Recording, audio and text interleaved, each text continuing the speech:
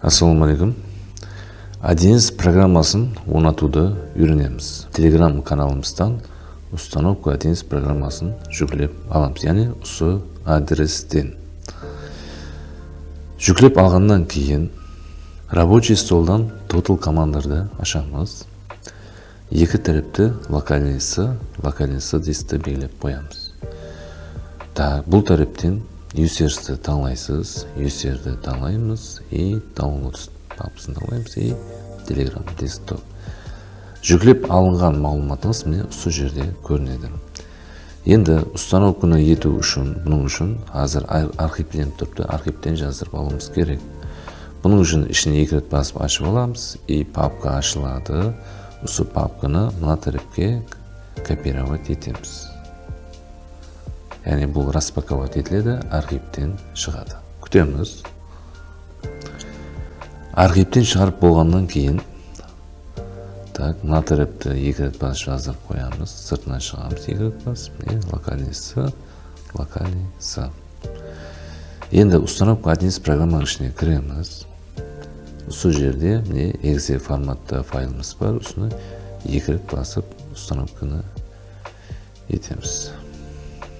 Так, окей.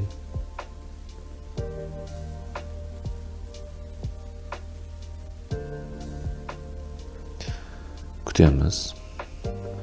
100-ге толғаннан кейін кейінгі айналымыз шығады. Далее басамыз. Далее. Осы жерден русскийді таңлаймыз. Далее. Установить. Осы жерде күтеміз. Кейінгі айнаға өтеміз. Осы жерде установить драйвер аппаратный ключ защиты. Осы жерден галочканы алып тастаймыз. Мынау тұра береді и далее басамыз. Готово. Күтеміз. Енді рабочий столды көрсеңіз болады.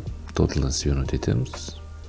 Тепер берген болсаңыз рабочий столыңызда міне осы программа шығады. Енді база жаратамыз. База жарату үшін және тоталға кіреміз. Енді сыртына шығып қоямыз бәрін. Сыртына.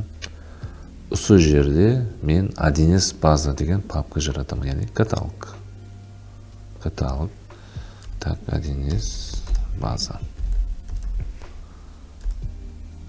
Папканың ішіне және екі папка жаратамын, яғни біз сабақ барысында екі фирма хақында мағлұмат беріп өтеміз. Соның үшін әрбір фирмаға отдельно база жаратылады.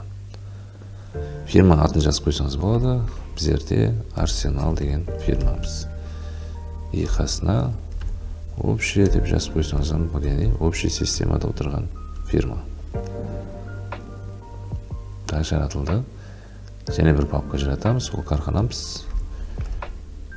Челси карханасы болады. Бұл кархана енді упрощенная системада отырады. Упрощенная. Окей. Енді Арсенал деген папканы ашып аламыз. Іші ашылды. Локальный десте установка деген папкамыз бар еді. Соның ішін ашамыз. Соның ішінде базамыз бар. Осыны копировать етіп аламыз. Яғни Арсенал деген папкаға установкадан копировать етіп атырмыз. Копировать. Окей.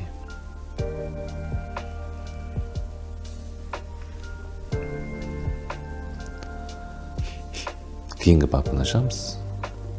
Челсиді ашамыз. Установка ішіндегі базаны копировать етіп алып қоямыз.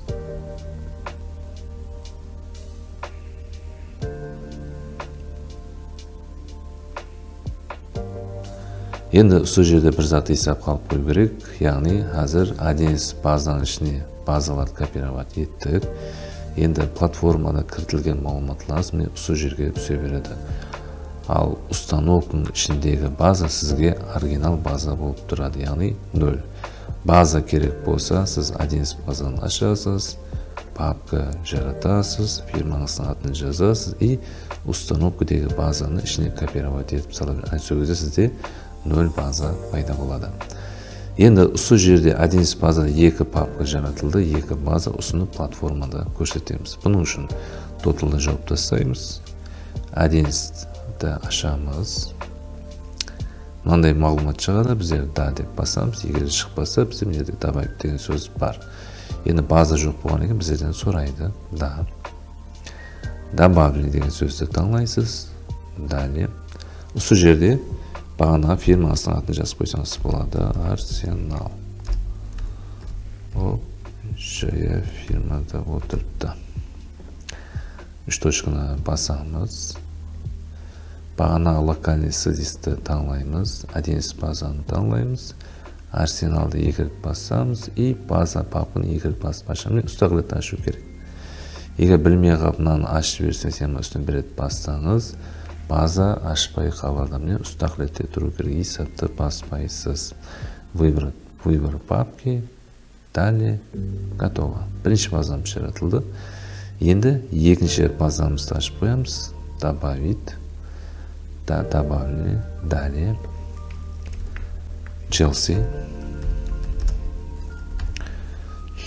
Так, упрощенная, яғни апеллестранная системада отырды. Үш точкадан басамыз. Так, сыны 1 рет басып аламыз. 1С база. Челси. База. Есет баспаймыз қалғанда. И выбор папки. Далее. Готово. Енді осы папканы ашып қоямыз. Енді сабақ барысында осы 2 базамен істесеміз. Бұның үшін 2 рет басасыз. Сәл уақыт талап етеді. Күтеміз. Мен аз пауза қойып қоямын.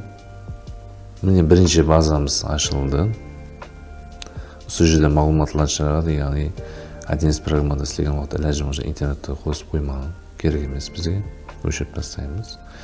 Енді осыны базаны свернуть етеміз да, екінші базаны ашамыз. Яғни платформаға кіреміз, Челсиді 2 рет басып ашамыз. Бұл жерде сәл күтеміз. Екінші базамыз да ашылды. Осыларды X қылып қойсаңыз болады. Енді бізде 2 база бар. Арсенал и Челси. Енді сабақ барысында осы 2 базаны параллельно ашып қоямыз. Арсенал базаға мағлұмат кіртілсін деген уақытта біздер папкалерді дұрыс таңдауымыз керек.